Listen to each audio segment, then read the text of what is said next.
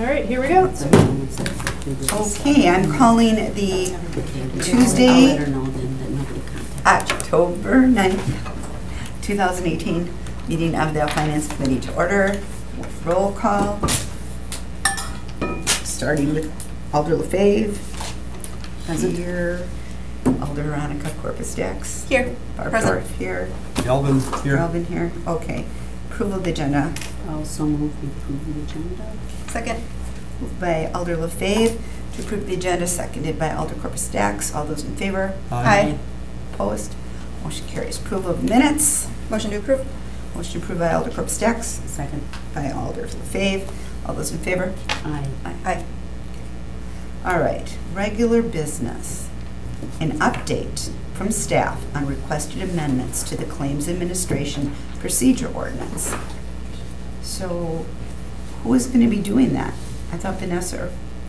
Joanne, are you taking that one, or is that Vanessa? Oh, Kristen. It's Vanessa. Vanessa. Okay. Yeah. I saw Vanessa 15 minutes ago, and she said she'd see me here, so Okay. we might need just a minute. Do we want to? Okay. The second switch item is to- actually hers also. It's also hers. So. Oh, yeah, that's right, yeah. I could give you a slight update. I know you'd asked a little bit I about the did ask a little bit. Let's do the director's report. Okay, let's jump ahead a little bit. Just the 2019 budget, we are just in the middle of the normal process of the budget. What we are under, the restraint that we're under this year is a lot of times it's expenditure restraint. This year is our levy limit. That is capping how much we can increase on the 19 budget.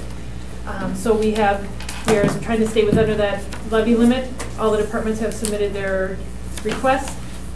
At this point, the mayor has asked for some reductions. This past week, we've met with most of the departments. We will be rolling up, we will be rolling up the budget by the end of this week. And by next week, we have to put our public notice, our public notification into the newspaper, and we will be handing out budget books by Friday, October 19th. So in the next 2 weeks, it'll be all rolled up, and it'll be, the mayor's budget will be presented, available. And then we will be having the joint personnel and finance meeting on October 30th. Okay. Do you have any other questions on the Yeah. 2019 budget? Do you know why our levy limit is so small? There's a couple things. The levy limit, the way it's calculated, it takes your last year's levy limit, so whatever levy limit we had last year, and then it allows you to go up net new construction. Net. Okay. Net new construction, which means new construction less anything that you've raised or that you've torn back down. So for the city of Green Bay, ours is 0.98 this year. Last year was 1.5, so there's a reduction there. So that allowed us to go up from 53,700,000 up to 54,300,000. So basically, let us go up about 550,000 on our levy limit on a base of $53 million. Then there was a change to the personal property aid. So for locally assessed personal property for machinery, tools, and patterns, that has gone away. The state has made that go away. So to make us whole, the state has given us about $275,000 to replace what had come off of assessed value, which is less tax dollars coming in. So our levy limit allowed us to go up about $500,000. However, that $275,000 has been subtracted from levy limit. As the state gave us more money, they subtracted to the levy limit. So we could have went up about $500,000 to $600,000. Now that $275,000 is reduced, that allows us about $271,000 we can go up on our levy limit. Then there's other options. If you didn't use all your levy limit last year, you can use that. However, we used everything but $1,000 last year. So that's option number one. Option number two is you can use any levy limit that you didn't use for the previous 2 to 5 years before that. The only way you can use that, and there was some available levy limit because there were several years in a row that we didn't raise a levy. But your current outstanding debt must be lower this year than it was last year.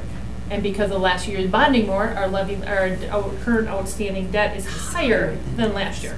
Now that could be in 1 year if you bonded less, or you could turn that around, and then the following year you could use that as an option. Okay. So that option is not available to us. And then the third item is a referendum, which we've already missed the deadline to go any farther. So at this point, for the 2018 levy limit, we are capped at $270,000 increase. Okay, so did we see this coming? Did we? I mean, we knew the law had been passed Mhm. on the taxing The personal property, they took Right. that away. We Okay. didn't, I did not know, and I'm sure almost no municipalities knew that because we have the league that has been working hard with the state to try to have them change their allocation and not have it affect levy limits. We knew they were gonna make us whole, they were gonna give us the revenue, which normally would have came through taxes, now they were gonna give it to us as a state aid. We knew that was gonna happen, should have made us whole. We didn't know that they were going to also take that extra money, cap our levy limits by the amount that they gave us. So, So they didn't make, I mean, it's like They didn't make canceling us that whole. out. They made us whole as in they gave us kind of one-time money. I mean, they just, instead of the levies, instead of coming through the levy, they gave it to you in revenues.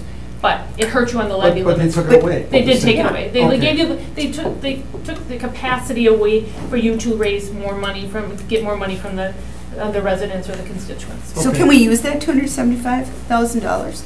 Can we use it as we would use it if we would have been able to raise the levy limit? I mean, are we looking at this as we really have a $500,000, not 270? No, we can only use 275. That is, our levy limit is capped at They gave it, they took it. $271,000. Okay, where did that 275,000 go, that other 275,000? They handed it to us. They handed it. It went right into the general fund. It was We just used added it to already.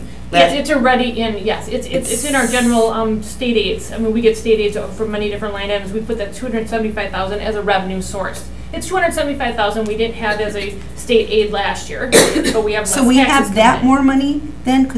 Does that help our budget by having We that more already money? built it in. That is additional revenue, correct. That was added to our budget. Okay. And what was the Oh, so second? we're ignoring. The second item, like I Well, said, if our debt was lower. So we have Maybe this it's not, it's higher. potentially one-time thing. it's it's ongoing. Every year they're going to whatever they give you for state aid. They use 2017 levels for personal property for this line item, this category of personal property. And next year every year they're going to raise that number by like 1%. But that is going to have the same impact. They're going to continue to give us a state aid, but it's still going to be a negative on your Okay. levy. So it's not a one-time thing going. And this is the first year it affected us, but it will be. Going forward, it will be also. So we can plan for it in the future. We can plan for that. Some of the other things that have happened, we've talked about Well, wait. one-time money, that in Okay. the last 2 years, we've used one-time money. Last year, $800,000 worth of applied surplus. The year before, we had one-time money of $1 million. We used excess. Yeah. At the time, when we approve a budget, at the time, we've used them. So in both cases, that's almost $1 million of revenue now that we don't have a source of revenue. So that's $1 million more that we're trying to make up. Okay. And then, of course, expenses continue to rise with contractual increases. Okay, but because our debt went up, and that keeps us from using our 3 Unused years of levy levy. that we didn't use. Correct. Okay, and then there was another one-third thing too. It was a referendum. It's too late Okay, for that. how come we didn't see this coming in time to at least consider the idea of a referendum? Or did we see it and we just weren't made aware of it? Part of it probably, I had not pre-planned. Well, part of it, I'm going to go back, is that in the past, the levy limit hasn't been a problem because in most cases, we haven't raised the levy. So it's always been expenditure restraint. So part of it is we were just watching our expenditure restraint as we were building this year's budget because that wasn't a problem. When we went to calculate it, that's when I realized it was a bigger impact and that they subtracted this personal property aid off of it. Wasn't aware of that 275. That's only a small piece of it. Right, so let's take that, let's not consider, that's a small piece of this whole Yep. problem that we're facing. How is it we didn't see the need at least to discuss the possibility of a referendum? Probably just the spreadsheets were just not calculated ahead of time. I don't know if I have we didn't look forward, I didn't look forward to that and building this levy limit worksheet. Because next year going into this, But- for next year's budget, potentially we could put on more debt, which would preclude us from using unused levy from the 3 years prior. Correct. You would We be. will at least be aware of this other law change that took some money away from us. Correct. So we could plan for a But- referendum? Again, But should we not be looking every year at that, at the possibility something like this could happen? But the referendum, even if we chose and got a referendum to use more dollars, increase your levy limit, that's now a negative on your next year. That gets subtracted to the next year. So if we decided to go up $300,000 a year next year, that we would do a referendum, that's now a negative on top of next year, the following year's levy limit. Anything you referendum above your levy limits becomes a negative for the following year. We only have a capacity of 270, So there's no way to get more money. I mean, it's, right, it's. Well, you're For the almost, short you're almost term. forced to raise your levy every year almost to the maximum. Correct. and we didn't do Because, that. and we haven't done it for 5 years. Most long time. almost all municipalities, no matter what conference, what meeting we go to, almost every municipality will always take their, right up to the levy limit. And if for some reason they didn't need all their expenses, they created a reserve for capital. Basically, they use capital instead of bonding for something, they would use a capital Right. reserve, or they would set money aside for some expenses. So not using the levy limit has kind of, over time, has hurt us because it's made our number smaller and smaller, Right. that we have the capacity that we can take our levy up. As expenses continue to go up, bring some of your reserves came down, you started moving some capital into bonding. Those are just a lot of things, that, a lot of one-time decisions over time has. And you weren't in charge, and this goes back, 6, 7, 8 years. Yep, there was about 5 But years that no levy increase was. I can't believe someone didn't explain the fact that if you don't raise this levy, I mean, I knew when we gave that $1 million to offset raising taxes, I was That's a even one quoted time. as saying we screwed ourselves. Yep. Last year, Lots of taking that voting against it. $800,000 wasn't smart either. But I just can't believe someone didn't explain at some point in time that we painted ourselves into a corner. I guess my next question is there a possibility next year that we get out of this corner, or are we looking at several years of suffering here? We're looking at a similar situation next year. If we can borrow less next year, and if we can get our total outstanding debt less than it was this year. So it could be a 1 year. By next year, we could bring our outstanding debt down from the previous year. There is a potential we can use some unused levy limit. Again, like I said, we'll use everything this year. We've used everything from last year. So there's a potential that there might be year 3 and 4 and 5, or 4 and 5, that we might have some capacity that we might be able to use with a majority vote. I think that requires a two-third vote instead of, a 2/3 majority vote. I think, that's something that the council could have approved to. But we're looking at less state aid for roads. The Gray Street project and all that has been torpedoed. Correct. We're looking at an infrastructure for storm sewer and related items that people are complaining about. We've got the wheel tax, thank God we did that. Correct. That should be effective But- January 1st. But with all these needs out there, either we bite the bullet and we increase our debt, and then it sounds, I feel like we're swirling the toilet then. Yeah. Or else we just gotta bite the bullet and start cutting back services and other things that we're providing. Correct, and that's what I think you're going to see this year. There are just some cases that, positions have been either delayed, or there might be a service, or there's just gonna be some cuts in 19, which that might be a one-time, that might get you enough that, we can start getting small increments that we can start getting back out of this hole next year. Otherwise, will be a very similar to this year's levy. Okay, but let me ask questions. So what about like a one-time use, and I know our fund, like I had asked you about our fund balance, and I know that it's low right now, and I know that we're trying to make sure our bond rating is okay, but we're in a pretty bad position. Mhm. And so, and I know you can't tell me exactly how it might impact our bond rating, but we could theorize, is it a percent of difference? A 2%? How much do I we don't borrow? think a small use of applied surplus or a fund balance will change your rating that much, because they're already saying we're low. As our Okay. kids continue to come out, that will help our bond rating. I don't Okay. think a little bit of a use of it. Is Part of going it to. is part of it is whether or not you want to. Our internal policy is to stay between 17 and 25% of expenses. We have some It is. expenses, unplanned expenses this year that we're going to pay out that is going to eat up some of our fund balance. Right. Where we may, toward this end of the year, we may fall to the bottom of that 17%. And if we decide to use, again, more applied surplus, that we may fall below that 17%. Okay. But it could be a one-time thing, and say that we're Okay. going to make some changes if we plan farther in advance, that we might find a way to try to get ourselves back out of, I don't want to call it a hole, but we're just Well, yeah. In a couple of years from now, as the mayor has said, or someone else, if and when a TID would close, that's gonna bring some increment I'd back say that to the too, tax right. dollars. But that's gonna be potentially 2 or 3 years away, like 2020, 2021, before like one of our more profitable TIDs gets closed. Then next year though, if we keep the debt down, then we could have that to put back. You would have a little bit of in. capacity And there. the expenditure restraint, I was kind of reading more about that. There's that carrot we get, right? The $1 million. Correct.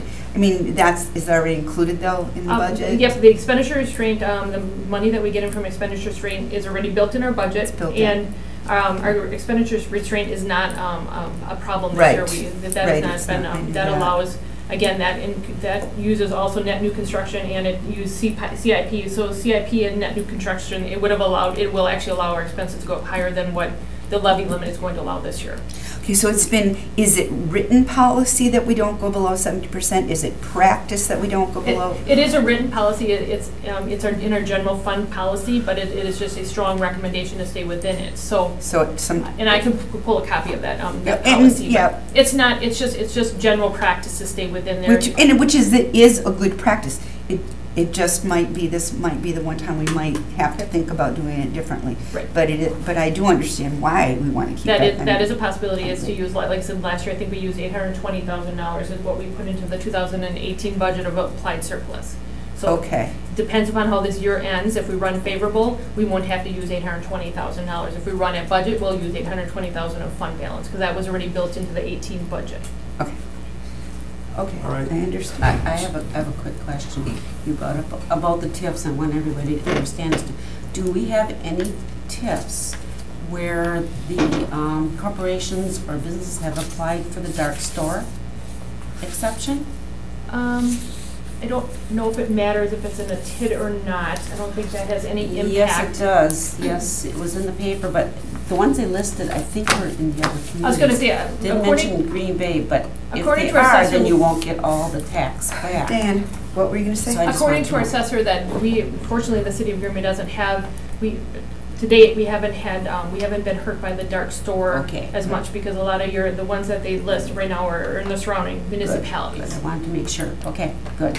Okay, so my understanding at the previous personnel meeting was the police department was down roughly, I think, 15 or 16 officers Correct. out of 194. That's where they're at right now. Right, as they're trying to recruit. They've been Where- currently recruiting. There's Where they've nothing, never been at 194. right, they just can't fill them as fast as they have Well, gone down. not only can they not fill them as fast, but this city has a policy throughout all the departments that we will delay hiring people for X amount of time because that's part of the only way they can make their budget. They have not been able to fill their positions. I That has not stopped them. I at this point. understand that. Correct. But they've delayed hiring. They've never been told not to hire. I'm not saying that. Okay. Okay, I'm not saying that. We've had this is- discussion with the chief. He has a different interpretation than what the Well, finance has told them. And the meeting where it was explained to me here, Okay. okay, is that as part of every budget, we understand people are going to retire or quit or Correct. things like that. So it is figured into their budget that this is going to happen. Correct. Every year we have something called a department turnover. Right. For many years, it was all just in a miscellaneous budget, and it was right around $800,000, $900,000. Last year, we did bump Right. it up in total to over $1 million of department turnover. A couple years ago, there was a decision to allocate it just to some departments, so it's a ballpark. So if the $1 million, about $300,000 is the police's share. If through normal attrition, they, as a percentage of their budget, they have typically ran at about $300,000. So that's just through normal attrition. This is not planned. This is not telling them not to hire. But it would throw a real monkey wrench into everyone's budget if nobody retired or quit during the calendar year. But yes. Okay. But historically, I mean, we have trends. We can see that we have always, there's just enough attrition that goes anywhere from $800,000 to $1 million of vacancy. So it's just an allocation. If there's no reason they have to meet that number, it's basic. They can't go over what they budgeted for staff without council's approval or a department's approval. But Right. But if we wanted to have 100% of staff on the road all the time, doesn't matter, police, fire, DPW, doesn't matter. The only way to do that is anticipating people are gonna retire, And- to have people starting the day they quit. You'd have to overhire And to we get don't 100%. do Yeah, that. you'd have to override. And there are departments that do that. Not in the city, Nina- not in the city of Green Bay. Not in the city of Green Bay, Correct. but there are departments I've talked to that do that. Okay, Now, my understanding too is the overtime budget, at least for the police department, has gone through the roof this year. yes, if their staff is down, they have, between their comp time and their overtime, they are over budget, yes. By quite a bit, if my understanding is correct. Now, understanding too, that to have all those officers hired that were short would still cost more than what the overtime did. Correct, but you're not paying benefits. for Right. The additional staff. Okay. Enough of the interrogation, I'm sorry, but that's what it seemed Nope, like. nope. It's just, this boggles my mind that we're just finding out about this now. Okay. Okay? And the fact that, do we have a plan? Or are we gonna be year by year, crisis by crisis? Or can we have a plan, a budgetary plan, citywide, where worst case scenario, best case scenario, how do we get ourselves out of this through good budgeting as quickly as possible? Okay, say worst case scenario. How do we budget our way out of this so that within 2 or 3 years, we're actually starting to provide more services than what we are right now, or what we've been all talking about? More storm sewers, better catch basins, more roads being replaced. How do we budget ourselves to the point where we can actually start thinking about doing that? Because right now, it seems to me, the way you're talking, is we're gonna be cutting back some of these It'll be worse. projects that we've been doing. And then we're gonna be possibly cutting back on staff and other equipment purchases and things like that. And so how do we budget? How do we think 5 years down the road? How do we think 10 years down the road? And if things work out, hey, we've got a surplus, okay, we don't have to raise the levy this year. Or we can pay down some of our debt, because we're looking at a new police department, which seems to me to be getting farther and farther down the road. We're looking at more roads being replaced. Certainly we've got flooding and things. We've had several of these once-in-a-lifetime floods, so is it possible to budget or set a budget plan for that? What I have started is a 5-year projection on both your levy limits and your expenditure restraint. So at least we know what our capacity is to go up. As expenses go up, we have to bring in as much revenue. And if we can't do it by levy, we have to find other revenue sources to meet the 2% contractual salaries. Right. We also are working on a combined CIP for the whole city. So right now, each department has their own little CIP, capital improvement program. And part of that is to bring it all together, and then in some cases, instead of each department figuring out what their priority is, maybe we need the council to help decide what are the overall city's priorities. So that we're looking at not in, all separate, to have it all as one combined CIP. So at this point, all I can do is kind of do a 5-year projection or on what. Well, not only a 5-year projection, but if I have a house, and I just put a new roof on 5 years ago, so I planned that in 20 years I might have to get a new roof, okay? I've got a motor vehicle. It's 1 year old, so if I take care of it, it should last me easily 10, 15, 20 years. But there's other things. I've got an older furnace, an older air conditioning unit. I have to constantly be planning, how am I gonna take maintenance them to maximum last as long as possible, but how to replace them. But on the other hand too, what if I wanna do some improvements for my home? So how do I plan on that? So how do we budget instead of just 1 year at a time? How can we have a budget plan that looks 5 years or more down the road? Alder Campbell, let me just say that each time that the budgets came up, it wasn't the director that decided on the budget. It was city council. We all Absolutely. put ourselves in this position. Right, Right. I'm So certainly no matter blaming what you. great planning there What I'm is. asking for is guidance, or can we get guidance If so that we we can have make a to more listen to it. informed decision? Well, absolutely, we're gonna listen to it. It would be good But for us. I think we have a council now that's more willing to listen. I think you're right. And I'm hoping that we can have some input that, Some guidance for this council that might help us Yep. make different decisions because than if past councils right, if someone had stood up did. 2 years ago and said, hey, take this $1 million, don't raise the levy, but you are gonna be paying for it 2, 3 years down the road. I don't know, I think the decision would have been the same. Well, I don't- again, at that time, I again, think it might have been. and she can make the best plan in the world for us. Right. And if we don't listen, we don't listen, then we Well, don't you're live asking ours. for a plan. I'm You're asking for, a yeah, I don't plan. understand this finance thing, and so I'm asking for her help Yep. in giving us some ideas on what we can do going forward. And I understand the mayor makes the budget, but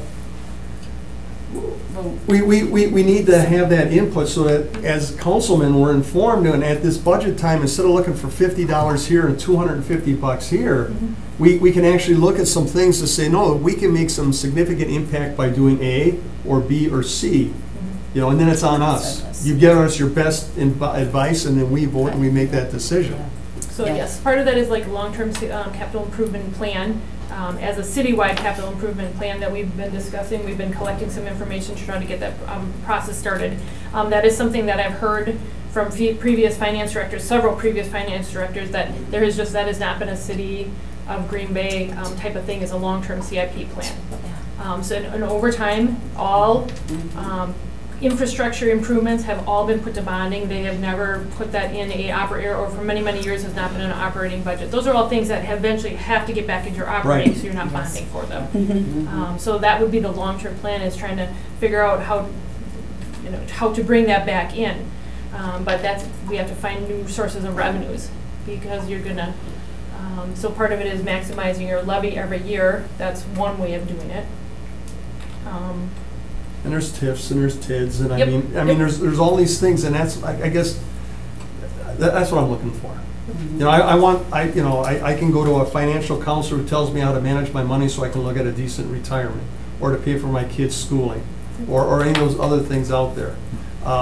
So I guess that's what I'm looking from your office, is that, you know, we've got this budget, we're gonna have to deal with it the best we can, but I want some solid ideas moving forward that can give us some guidance, whether we choose to listen to it or not, and then you could just say, hey, you know, it's on you, that's fine. But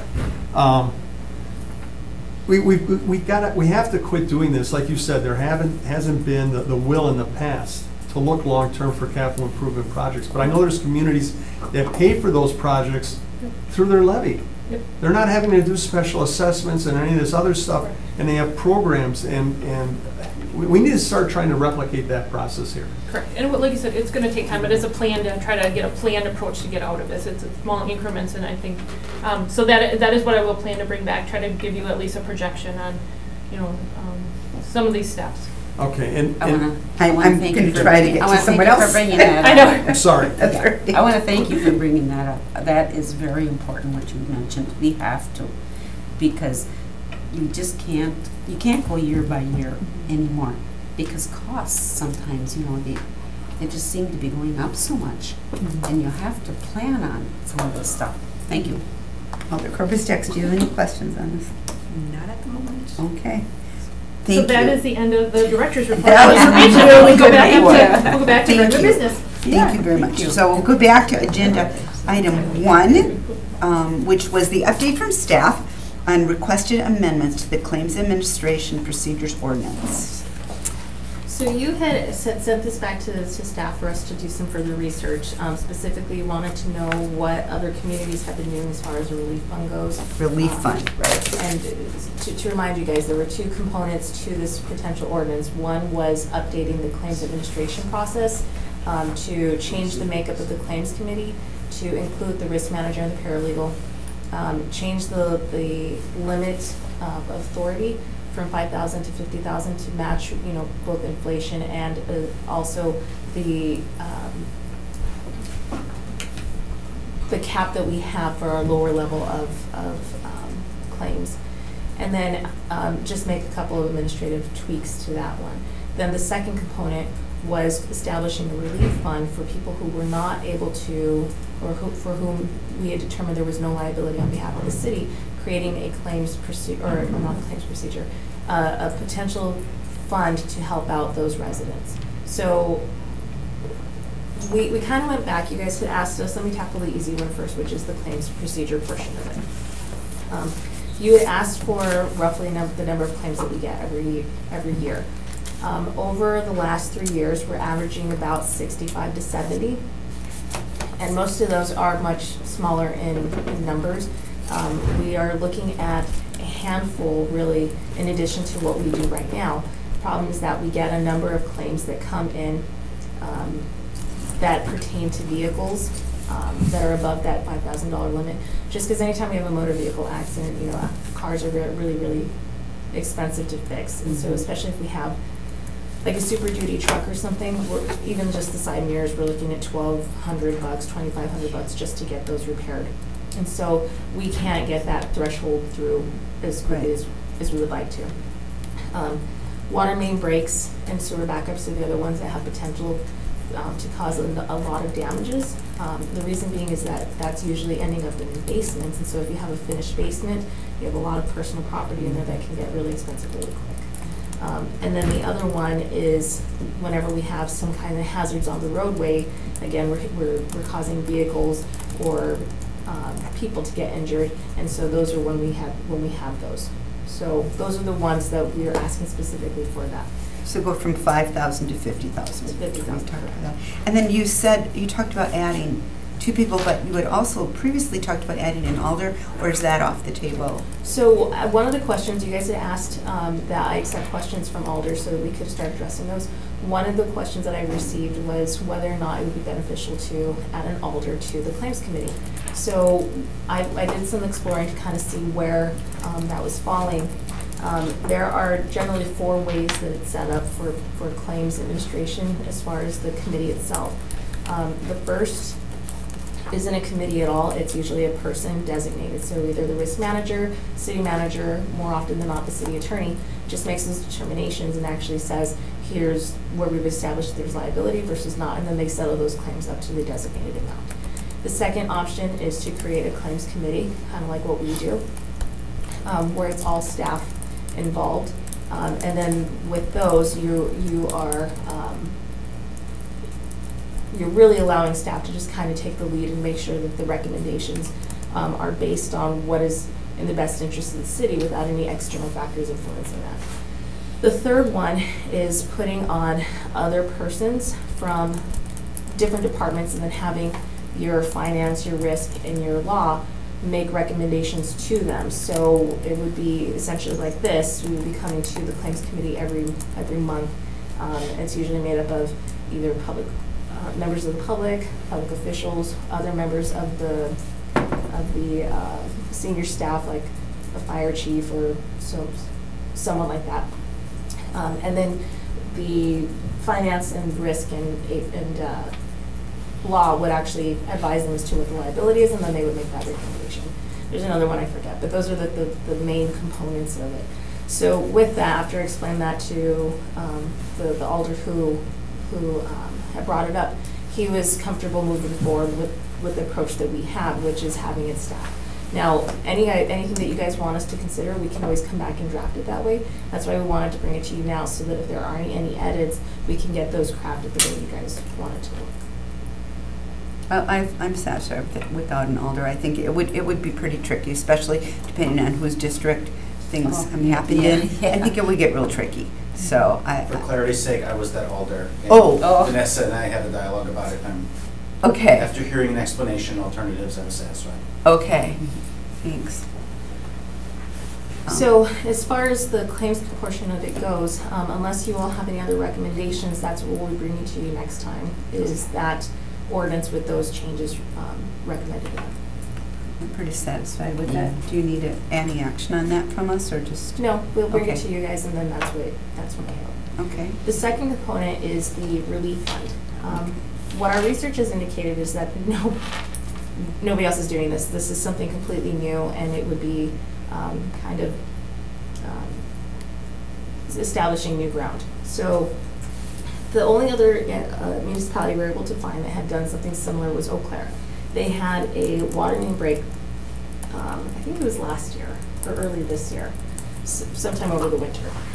And they were able to provide assistance to their residents in the amount of about $300,000 total spent, and it was to respond to about 52 different homes.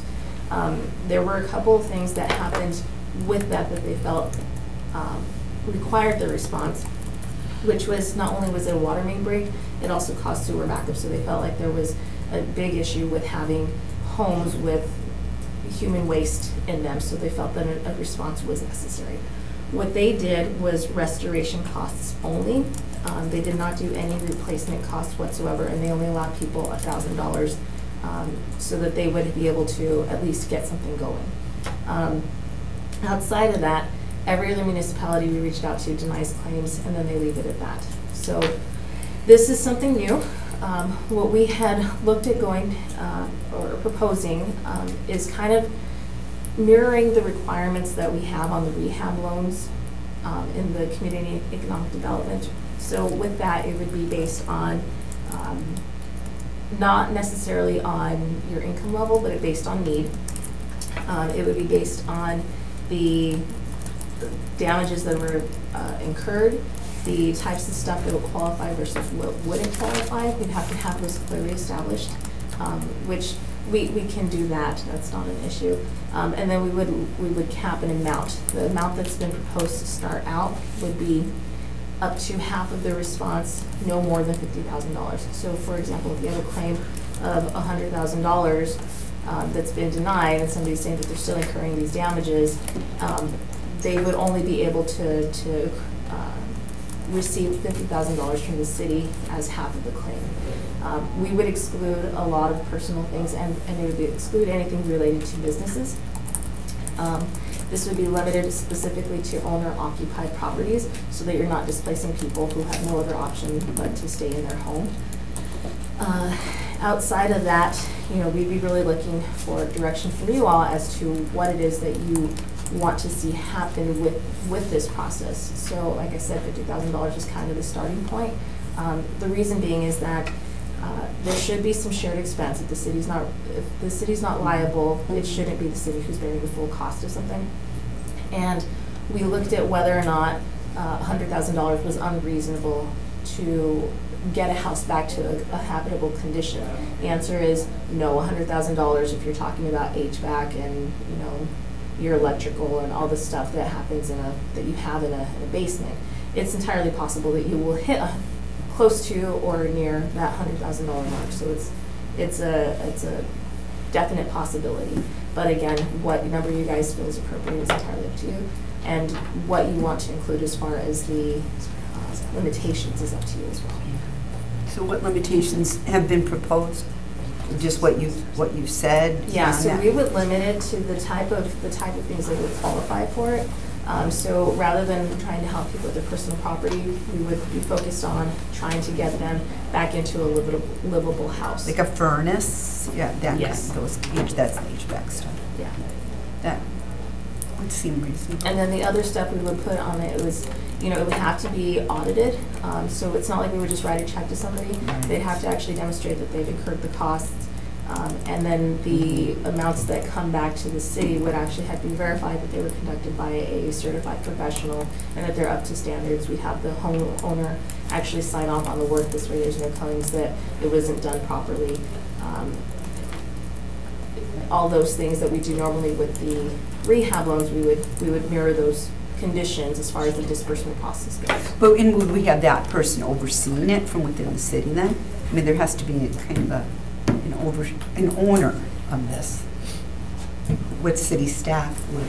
We would have to identify somebody who would be designated as monitoring that process. And you would figure that out, or you would figure that out? Okay. We can figure out who would probably be best able to do that. I think that somebody who's already had some experience in the rehab loan process would be somebody to either tap as a resource or at least the starting point for when it first starts out. It's not like hiring a new position for this, though.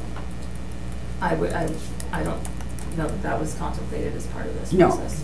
it would be just, because these are, okay, so did we ever figure out how many of these happened in the last year or 2 years? Of this magnitude? Yes. This is a unique situation. Okay, so it's not going to often happen. Correct. Which is good. Yeah, it happened because the main shut-off was frozen, and it took a long time to get that, so that they couldn't shut it off soon enough, to minimize the damage. I mean, it really was. And there were several homes that were affected as part of this one. Right. So you guys are aware this was the only one that was above the $50,000 threshold limit for claims anyways. The rest of them were probably in the 10 to 15 range. Right. And that's usually where most of the claims fall. Even with the sewer damage, the sewer backups, they're usually around 20. I don't know that we've had any that exceeded 30. So what, I think the hardest part is going to be figuring out what limits to put on this. This is only good for, the following things. It's kind of like a city, if a piece of city property is somehow involved in it, but the claim is denied by the insurance company, then, so the city tree falling on the car, we denied one of those, didn't we? Yes. Well, and I'm not suggesting that that's one we put in, but also, So if the one, for insurance covered example- it, then we shouldn't have to cover it, right? Correct. And for example, on that one, that would not qualify under this process, because if we're limiting it It's to homes to get them back into habitable state. That's good. I like that narrow focus. I don't know, anyone else feel about that narrow focus? Or a vehicle. Well, What if the vehicle is their business? we're not doing businesses. Businesses are not part of it. It was homes. Owner occupied. Owner-occupied home. Aren't they also claiming they had a daycare running out of there? Yeah, but that doesn't matter because I agree that we cannot start going to businesses and I don't know how big we can make this, but yes, they did have a daycare. To give you an idea of what Eau Claire had covered versus what they didn't, they covered emergency service calls, equipment setup, takedown and monitoring, after-hours charges, removal of debris, cleaning of laterals, personal protective equipment, respirator and cartridges, fan and air scrubber, water and sand extraction, dehumidifiers, antimicrobial agents and sanitizers, floor cleaning and scrubbing, tearing out carpets, personal cleaning supplies, tearing out drywall, paneling, and insulation at the water level, furnace and water heater inspection and repair, and then up to 1,000 actual cash value of personal property house per household, and then expenses incurred from a professional service provider. What they did not cover was replacement of furnaces and water heaters, restoration including drywall, installation, and panel replacement, carpet and flooring replacement, displacement charges, lost wages, or labor and equipment expenses from a non-professional service provider. It's too narrow. You can see where they narrowed it down. The They limits. really narrowed it Well, down. because the cost of a furnace is easily $15,000. Right. But we'd only pay half. I mean, what we're talking about is paying up to half of whatever the claim is. I don't know. A claim, it's not even just what the claim is, right? Half, Isn't it up to 50, correct? Half up to 50. Half up to 50, but of like a certified claim, right? Or it has to be. These would not be claims that are eligible for, it's something where we deny liability. So they're not valid claims against the city. Okay. Where would this money come from? Sorry. I don't know. That's the other issue, is that the council would have to decide how to fund this.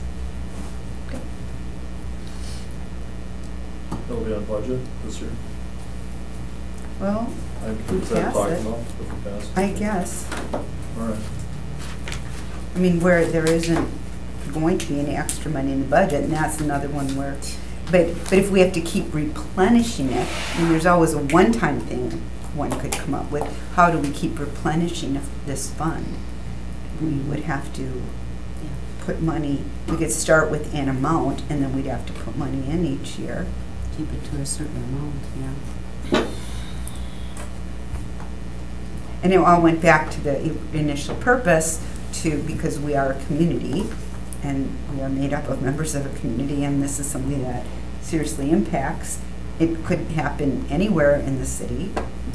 Through no fault of their own. Through no fault of their own and no fault of the city, and yet there is no help.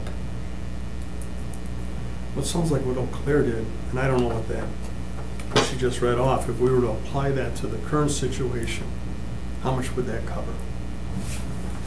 And I don't expect an answer. We'd have to They only granted people $1,000 per home. to cover those items that you listed. So a lot of the stuff they were doing, they were out there helping. So they were doing in-kind stuff. What was the 300,000 for? It was for the 52 homes. Right, but if So there's that's- only 1,000 per home, that's 52,000. Yeah, but they were, so if you're looking at 52,000, and the rest of it was them doing their in-kind services. Like removal of the debris. Sure, For the this city and all to that come stuff. in and pick up and. They would Exactly. come in, Right. which how, That comes and out they of had that city fund. workers doing that? Yeah. Then they paid them overtime out of that fund, or? Well, it's part, isn't it, wouldn't it be similar to We charge for that. DPW, Bulk like pickup? during this last bulk flood, they went pickup. out there and picked up So people then that it were doesn't come out affected. of and they DPW's weren't charging budget, them. it comes Right. out of that fund to make DPW's budget whole. Correct.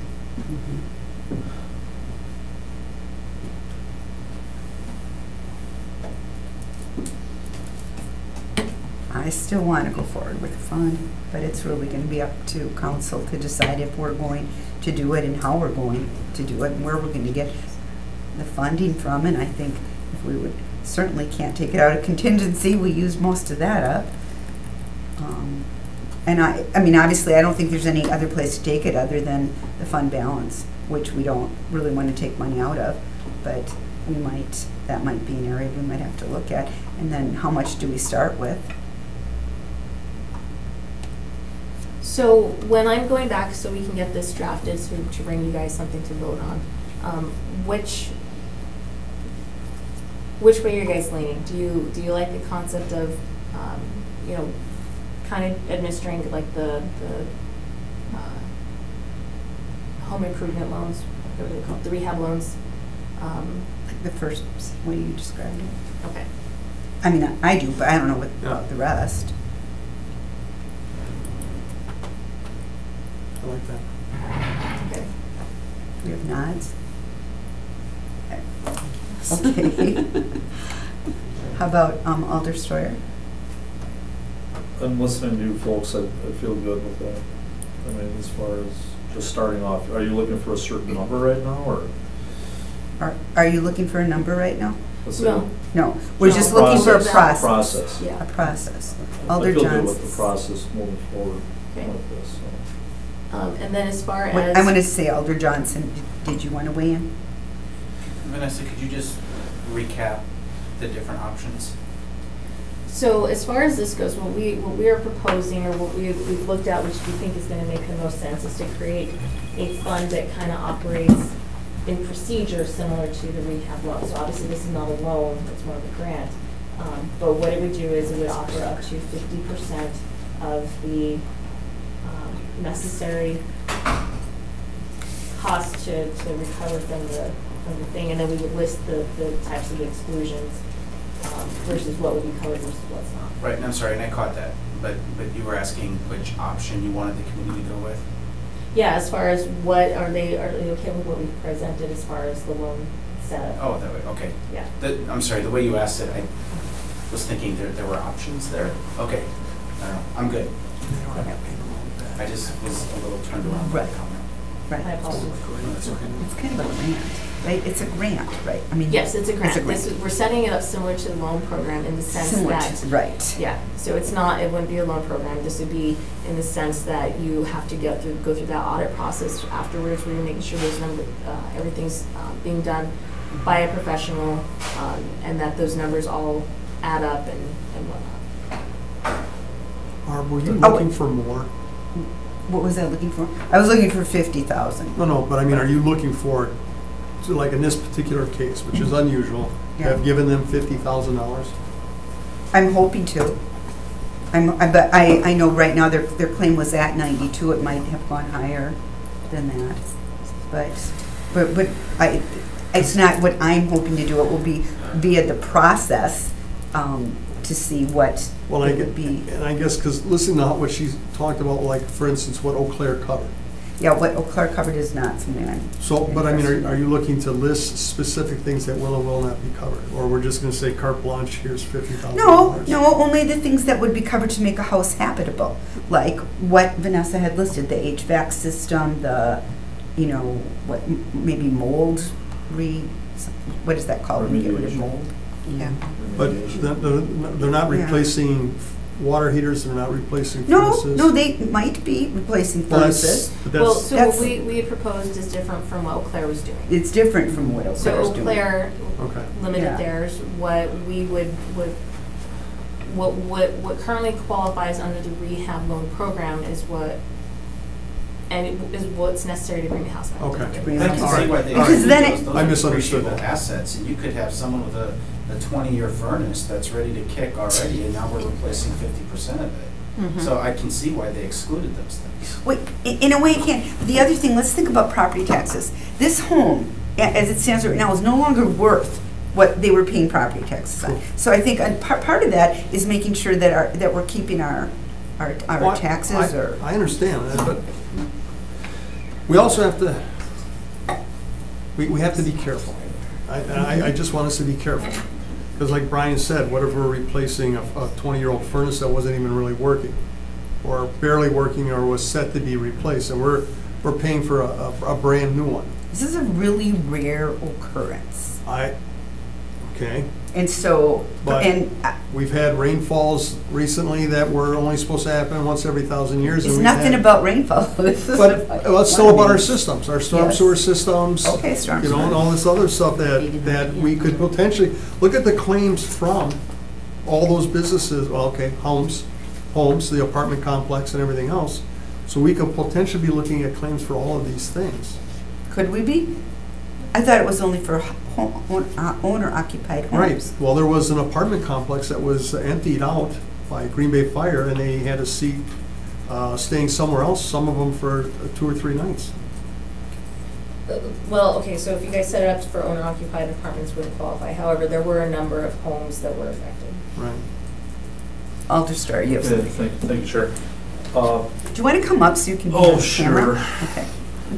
Thank you. Who would make the determination as far as damages? Is that, would Yeah. it be city staff, or would it be somebody that you would bring in? That's Who would a make the good question. determinations? Do we have So the way we have it set up is this one would be administered entirely by the finance committee, and then all of those recommendations go to council. Wow. So staff wouldn't be the ones who are making those determinations as to whether or not these damages are appropriate. It would be, Oh, I thought that we were going to have We an would. inspector going out there though. That's what I was thinking, that we'd have some city staff go out. I thought when I talked to Cheryl Rainier-Wick about this, that there was some involvement with her department being. probably on the back end to make sure that everything was done properly. Well.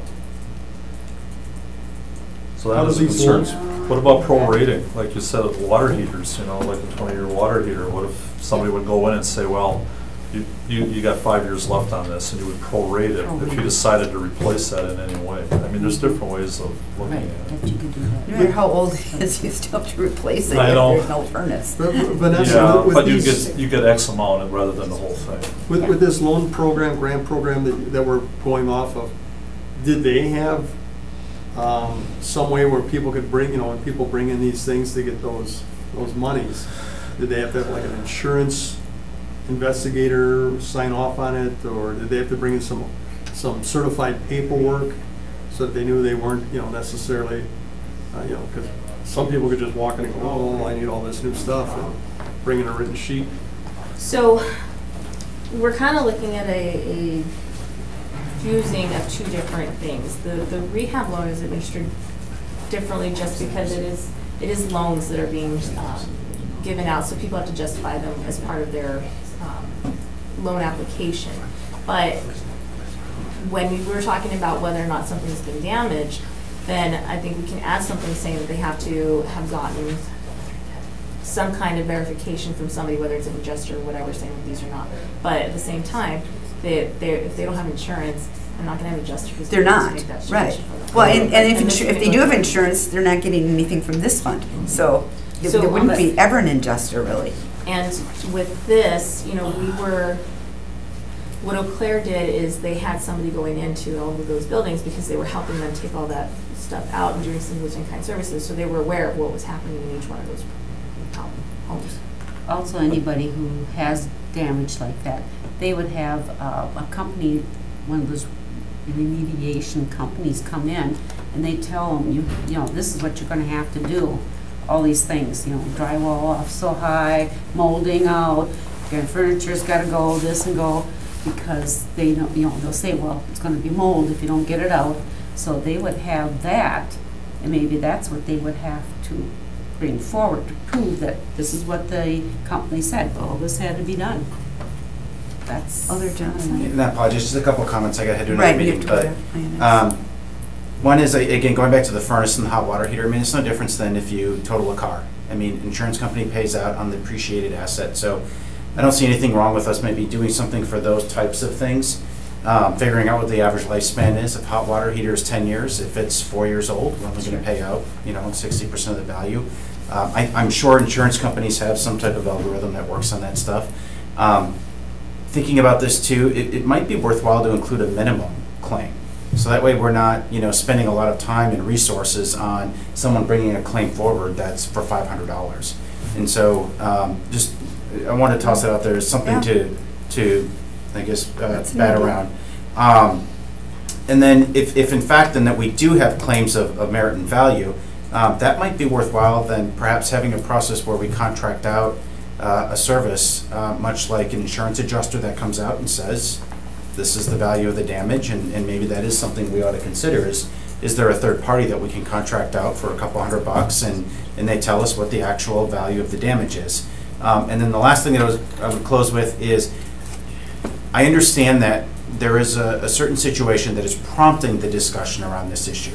And I think that this is a very important discussion for us to have, and I'm fully supportive of that. I just want to make sure that we are crafting a policy that's not directed at solving a particular problem, and instead is taking a holistic approach that says, this is the right thing to do for our community, and not that we're necessarily doing it to help serve someone that might already be predetermined to be a recipient of the support. So it's certainly someone that could be a benefit of it, but I think this needs to be a program that's going to benefit our community as a whole.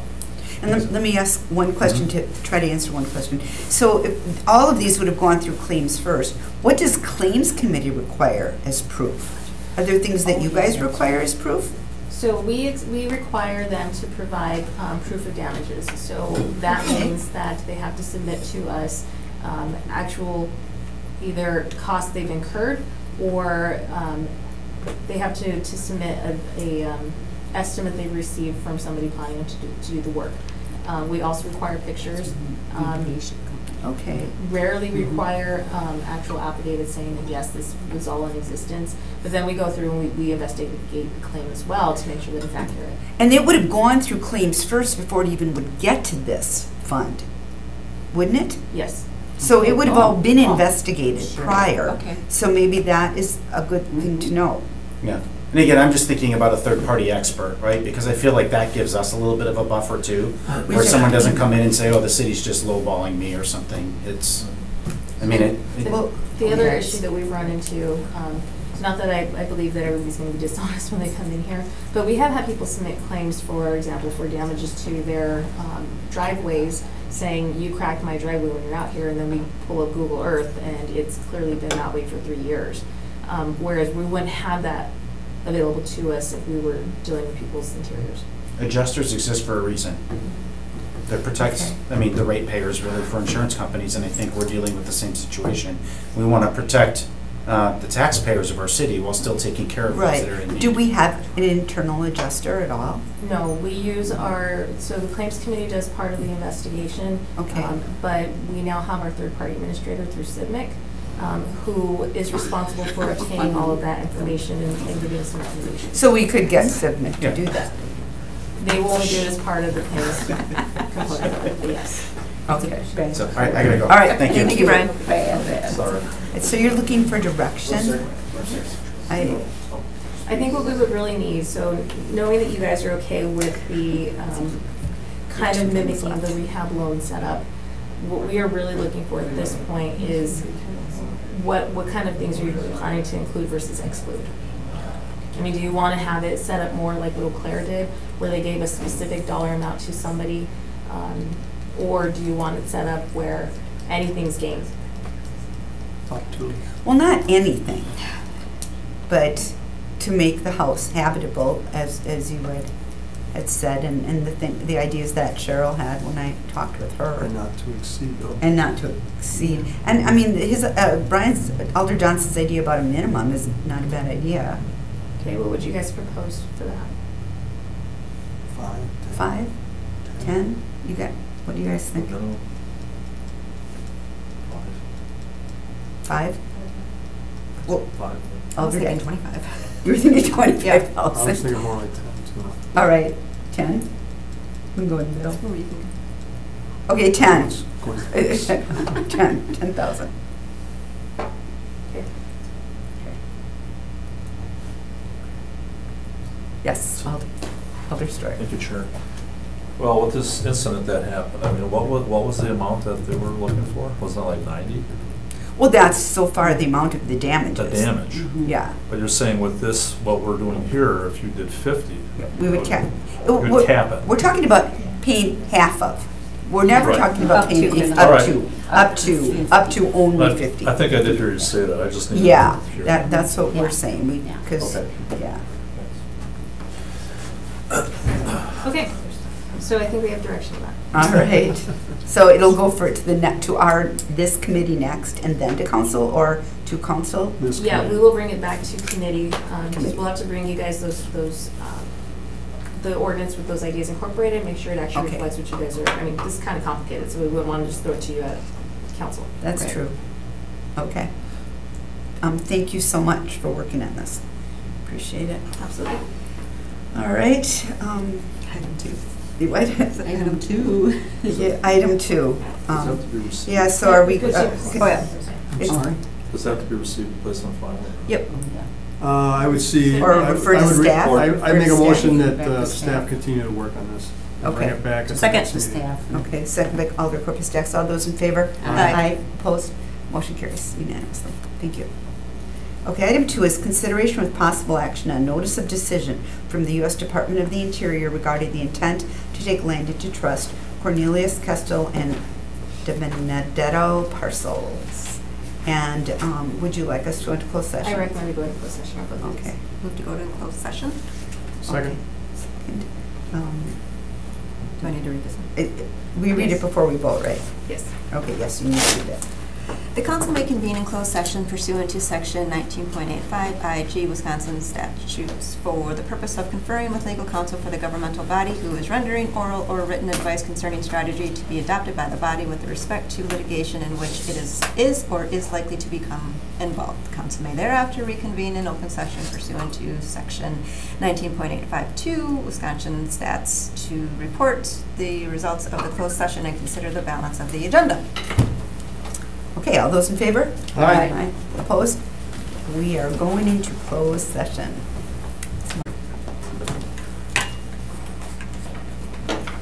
Oh, we're starting earlier on the next one, huh? 3 o'clock. Oh, Sorry, Whoa. lost my head. Just trying to wake everyone up. Okay, so we're back in open session, and I'll entertain a motion. from Alder Calvin. Yes. Oh, Motion that staff follow direction that we gave Are you him. making a motion to go back into open session? Oh, Oh, No, we did. Oh, you We wanted, voted it? we did, Yep. Oh, I'm sorry. but we did it in closed session. Do you Oh, want, do we need yeah, to? let's do it go on into the- open okay, session? make a motion to Okay. go back in open session. Second. Second by Alder Corpus Jacks. All those in favor? Aye. Opposed? Okay, we're back in open session. Okay, Alder Galvin, did you have another motion? Yes, my motion is that staff follow direction that we gave them in closed session. Second. Second by Alder Corpus Dax. Any more discussion? All those in favor? Aye. Opposed? Motion carries unanimously. All right. We already had the director's report. Now, the next finance committee is going to be the joint finance personnel committee with city council, right? It's the budget committee, right? Correct, it's finance and personnel, you have the joint meeting, The yes. joint meeting with council, and 3:00. that starts at 3 That's o'clock. just- So that's that will actually be just your the- new first. No, That's just the 4 members here. Oh, it is? Yep, we meet that one, and that you really try to hammer out a lot of the changes there, and then it goes. Just with us? It's just the 4 of you. Okay. Now, in most But- cases, we've okay, yeah. had almost the A council majority, comes. the majority of the council Okay, come, that's yep. what I was talking about. In most cases, you have at least 10 in the room, but Right. Have we always held it in this room, or did we go into council chambers? during council chambers. Yeah, and that's events. exactly what I was thinking of, because Yeah, you- we're there, and then most of You council. chair the meeting. Right, So- and most of council is sitting there. That's what I meant. They have hot dogs. And then it will be No. followed up with No the hot actual, dogs. No. the actual Okay. budget meeting will be on Monday, Monday, November November 5th. 5th. Right, so this is usually the long meeting, right? Order it out. Right. Can we order? Yes, it's right order it out. We should. Pizza. 3 o'clock, maybe we'll have food this time. 3 o'clock on Tuesday, October 30th. All right, and we already had the director's report earlier, so the contingency fund is at $86,366.39. We didn't spend any tonight, which is amazing. Alderman Steuer, I brought to our attention that you didn't receive and place on file my director's report, so maybe you want to make that all as part of that informational section? Sure. Okay, all right. Motion that we receive and place on file the director's report. Do I hear a second? Second. Second by Alder Stacks. All those in favor? Aye. Aye. Opposed? Motion carries. Receive and place on file. All right, now I will entertain a motion to adjourn. Motion to adjourn. Second. By Alder Stacks, second by Alder LaFave. All those in favor? Aye. We're adjourned. All right.